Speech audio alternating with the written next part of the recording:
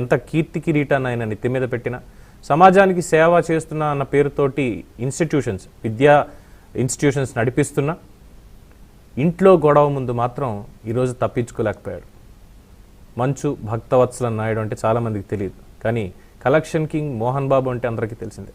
So తాజాగా 3 రోజుల నుంచి మోహన్ బాబు ఇంటి గొడవ రచ్చకెక్కింది. అటు టాలీవుడ్ సర్కిల్లో, పొలిటికల్ సర్కిల్లో, ఏ సర్కిలే ఉంది, మొత్తం ఆంధ్ర రాష్ట్రం తెలంగాణ అని లేదు, తెలుగు రాష్ట్రాల్లో తెలుగు ప్రజలందరికీ కూడా అదొక షో కింద మారిపోయింది. అయితే ఈసారి గతంలో ఏదో సినిమా గురించి ప్రాంక్ చేశారు, దానికి సంబంధించిన వీడియోలు అంటూ సర్ది పెట్టేటువంటి ప్రయత్నం చేశారు. కానీ ఈసారి మాత్రం ఏకంగా తండ్రి కొడుకే కొట్టుకున్నారు అన్నటువంటి ఒక వార్త సంచలనం అవుతోంది. పని మనిషి బయటకు వచ్చి చెప్పినటువంటి కొన్ని విషయాలు చూస్తుంటే పొలిటికల్గా ఉన్నటువంటి ఇన్వాల్వ్మెంట్ కానీ, లేదంటే కుటుంబంలో జరిగినటువంటి కొన్ని మార్పులు చేర్పులు, ముఖ్యంగా మంచు మనోజ్ మోహన్ బాబు గారి 2వ కుమారుడు తను చేసుకున్న 2వ వివాహానికి సంబంధించి ఇంట్లో ఎవరికి ఇష్టం లేదు అన్నటువంటి ఒక పాయింట్ని కూడా ఇంట్లో ఉన్నటువంటి వాళ్ళే బయటికి ఈసారి తీసుకొచ్చి చెప్పేశారు. ఇది కాక ఎవరి వర్గం వాళ్ళదన్నట్టుగా బౌన్సర్లు, సొంత మనుషులు, ఇలాగా మంచు విష్ణుకి సంబంధించి కావచ్చు, లేదంటే మనోజ్కి సంబంధించి కావచ్చు, జల్పల్లిలో ఉన్నటువంటి మంచు టౌన్ వాళ్ళ ఇంటి దగ్గర మోహరించడం, విష్ణుకి సంబంధించినటువంటి వ్యక్తులు అక్కడ ఉన్నటువంటి సీసీటీవీ ఫుటేజ్ని పూర్తిగా క్లియర్ చేసి ఆ హార్డ్ డిస్క్ని తీసుకువెళ్ళిపోవడం, పోలీస్ స్టేషన్లో పరస్పర ఫిర్యాదులు, ఏకంగా మోహన్ బాబు పూర్తిస్థాయి లెటర్ హెడ్ మీదే నా కొడుకు నుంచి, నా కోడల నుంచి ప్రాణహాని ఉంది అంటూ కంప్లైంట్ ఇవ్వడం, ఇవన్నీ చూస్తుంటే సరే సినిమా వాళ్ళ జీవితాలు అద్దం లాంటివి, ఎవరో ఒకరు రాయిలు వేస్తూనే ఉంటారు. వాళ్ళ ఇంట్లో ఏం జరుగుతుంది, వాళ్ళకి సంబంధించినటువంటి విషయాలన్నీ ప్రజలకు కావాలి, మీడియా ఏదో చూపిస్తాం అంతే, అంతకు మించి వెళ్ళకూడదు. కానీ ఈరోజు పూర్తి స్థాయిలో వాళ్ళ విషయాలు వాళ్లే బయట పెట్టుకున్నారు. ఏం జరగబోతుంది మరి మోహన్ బాబు కంప్లైంట్ చేశాడంటే అందులో ఎటువంటి విషయాలు ఉన్నాయి, లేదు మోహన్ బాబు చేత కంప్లైంట్ ఎవరైనా చేయించారా అన్నటువంటి విషయాలు కూడా ముందు తెలియాల్సిందే. అయితే చాలా క్లియర్గా ఇక్కడ ఒకటి చెప్పుకోవాలి, అందరికీ ఒక పెద్ద మనిషి గుర్తొస్తూ ఉంటారు ఇప్పటికి. సినిమా ఇండస్ట్రీలో 24 క్రాఫ్ట్స్కే కాదు, ఎవరికి ఎటువంటి ఇబ్బంది వచ్చినా మాకంటూ ఒక పెద్ద మనిషి ఉన్నాడు, ఆయన అన్నీ కూడా క్లియర్ చేస్తాడని స్వర్గీయ దాసరి నారాయణరావు గారు. ఈరోజు ఆయన పేరు ఖచ్చితంగా గుర్తు చేసుకుంటారు ప్రతి ఒక్కరు. దాసరి ఉంటే అసలు ఇటువంటి ఇష్యూస్ అసలు జరిగేవా, ఏ హీరో మధ్య కానీ, ఏ హీరో ఫ్యామిలీ మధ్య కానీ ఎటువంటి అద్దాల జగదీష్ గారు, ఆంధ్రప్రదేశ్ రాష్ట్ర బీసీ సంక్షేమ సంఘం అధ్యక్షులు కేసన శంకర్రావు గారు కూడా డిబేట్లో మనతో జాయిన్ అవుతున్నారు. జగదీష్ గారికి, చిట్టిబాబు గారికి, అలాగే స్టూడియోలో ఉన్నటువంటి విజయభాస్కర్ గారికి నమస్కారం అండి. చిట్టిబాబు గారు, మీకు తెలిసినంతగా ఇక్కడ ఎవరికి తెలిసి ఉండకపోవచ్చు చాలా విషయాల్లో.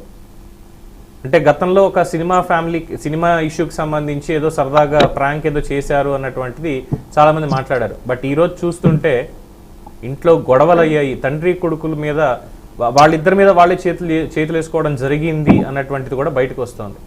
అంటే ఇండస్ట్రీ పరంగా చూసినప్పుడు, లేదు ఫ్యామిలీ పరంగా చూసినప్పుడు మీ ఓపెనింగ్ కామెంట్స్ దీని మీద ఏం చెప్తారు? చిట్టిబాబు గారు. ఎవరిని? నన్ను? మీరే సార్, మీరే చెప్పాలి చిట్టిబాబు గారు. ఇప్పుడు ఇది ఓపెనింగ్ కమెంట్స్ అంటే ఎట్లా అంటే, ఇది అన్నిళ్లలో జరిగేది, ఆస్తులు సంపద గుట్టలు పోసిన ఇంట్లో, ఏ ఇంట్లో అయినా జరిగేది. అనిల్ అంబానీ, ముఖేష్ అంబానీ మధ్య జరిగినట్టే ఇక్కడ అన్నదమ్ముల మధ్య, కుటుంబంలో. ఇది కేవలం సెలబ్రిటీ కనుక దీనికి అనవసరంగా పోలీసు మ్యాటర్ అయ్యేటప్పటికి ఇది ఒక చర్చించిన అయింది. కానీ ఏ ఇళ్లలో అయినా ఆ సంపద గుట్టలు పోసిన ఏ ఇంట్లో అయినా జరుగుతుంటే, వాళ్ళు ఆంధ్రప్రదేశ్ లో మనం ఒక సెన్సార్ తీసామంటే ఇలాంటి కేసులు ఎన్ని ఉన్నాయి, ఆస్తులు గొడవ పెద్ద అంటే 190 ఉంటాయి. అన్నదమ్ముల మధ్య గొడవలు, తండ్రి కొడుకుల మధ్య, అక్క చెల్లెల మధ్య, బావబారుల మధ్య, ఇలా కొన్ని వందలు ఉంటాయి. ఇలా 190 కేసులు ఉంటాయి కనుక అందులో ఒకటి మామూలు అంతే. అలాగే అది సెలబ్రిటీ కనుక అనవసరంగా పోలీసుకు ఫోన్ చేయటం, మనోజ్ బుద్ధి తక్కువగా మనోజ్ మనుషులు ఫోన్ చేయటం, 100కు ఫోన్ చేయటం, అందువల్ల ఇది బహిర్గతమైంది. కానీ 4 గోడల మధ్య జరిగిపోవాల్సిన విషయం, అది జరగకుండా తప్పు జరిగింది. కానీ ఇప్పుడు దానికి ప్రస్తుతానికి ఒక ముగింపు వస్తుందిలేండి, జరిగిపోతుంది, ఎక్కడ ఇబ్బంది లేకుండా అది లోపల సెటిల్ అయిపోతుంది. తర్వాత కేసులు పెట్టడం అనేది వేరు.